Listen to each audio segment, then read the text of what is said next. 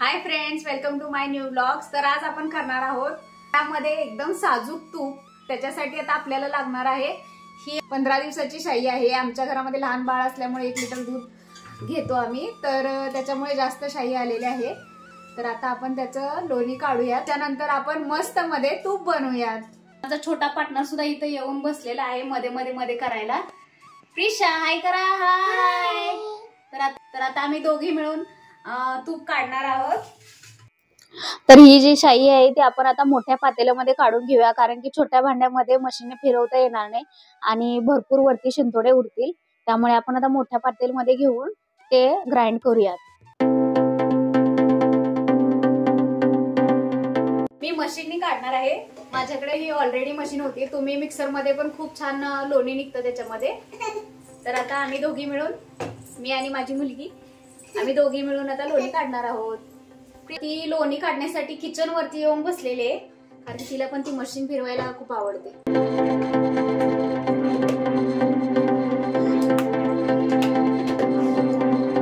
तर मी त्या शाईमध्ये सकाळी थोडंसं विरजण टाकून ठेवलं होतं, म्हणजे आता छान दही लागलेलं आहे त्याच्यामध्ये। आणि म्हणजे कसं तूप एकदम छान दाणेदार होतं तसं केल्यानंतर ना, किंवा विदाउट विरजण घालूनही करतात, पण मला ते विरजण घातल्यानंतर त्याच्यामध्ये वास छान येतो, त्याच्यामुळे मी विरजण घालून करते।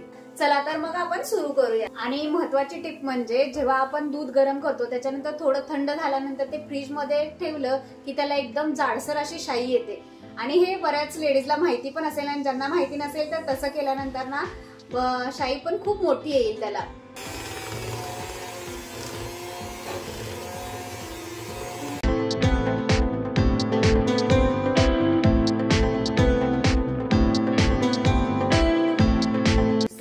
तर याच्यामध्ये तुम्ही म्हणाल की येल्लो काय दिसत आहे? येल्लो असं आहे की कारण की माझी मुलगी जरा हळद आणि दूध पिते कायम, मग त्याच्यातलं राहिलेलं दूध मी गरम करून त्याच्यावरची जी शाई आहे तर ती काढून घेतलेली आहे। आणि पहिल्यांदा आपण सुरुवात करताना याच्यामध्ये पाणी न घालता आपण डायरेक्ट मशीननी चालू करायचे, कारण की पाणी घातल्यावर खूप वेळ लागतो। आणि तुम्ही डिरेक्टली असं केलात विदाउट पाणी घालता तर लगेच 5 मिनिटांमध्ये म्हणजे तुमचं ते लोणी काढून तयार होईल।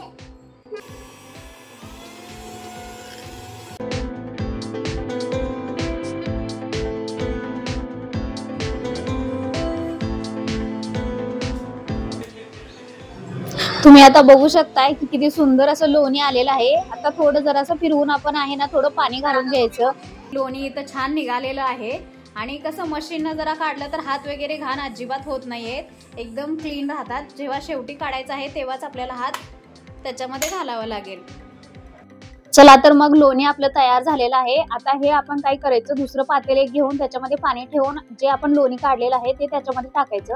असं केल्याने काय होतं की जे त्याच्यामध्ये एक्स्ट्राचं दूध वगैरे राहिलं असेल तर ते निघून जातं, आणि असं केल्यानंतर खूप दिवस ते टिकून राहतं। जेव्हा आपण तूप काढतो ते खूप दिवस टिकून राहतं। मी काय करते, 1-2 पातेल्यांमध्ये असं करून घेते एकदा, म्हणजे ते 1-2 महिने आरामात जातं।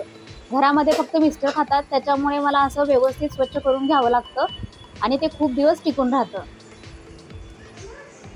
जर तुम्ही लगेच काढणार असाल तरीही सुद्धा काढू शकता, म्हणजे समजा की थोडंसं तुम्ही काढणार असाल आणि लगेच त्याला गरम करून तूप करणार असेल आणि 1 आठवड्यात ते संपणार असेल तर 1-2दा फक्त एकदा केलं तरीही चालेल। पण माझं खूप दिवस राहतं तूप, त्याच्यामुळे मी हे व्यवस्थित स्वच्छ करून घेते। तर आता जे काही एक्स्ट्राचं पाणी असेल ते आपण काढून घ्यायचं आहे, आणि आता आपण त्याला गरम करायला ठेवायचं आहे। माझ्याकडे मोठं पातेलं नव्हतं, त्याच्यामुळे मी 2 पातेले घेतलेली आहेत, आणि लोणीही खूप झालं होतं त्याच्यामुळे मी सेपरेट केलं आहे, कारण की नंतर काढताना ते वरती जाऊ शकतं। तुम्ही बघू शकता किती सुंदर असं तूप निघालेलं आहे। तुम्ही घरच्या घरी असंच तूप काढू शकता।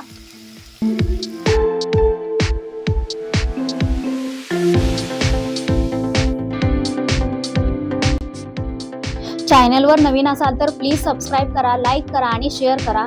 तर पुन्हा भेटूया अशाच एका नवीन व्हिडिओमध्ये। थँक्यू।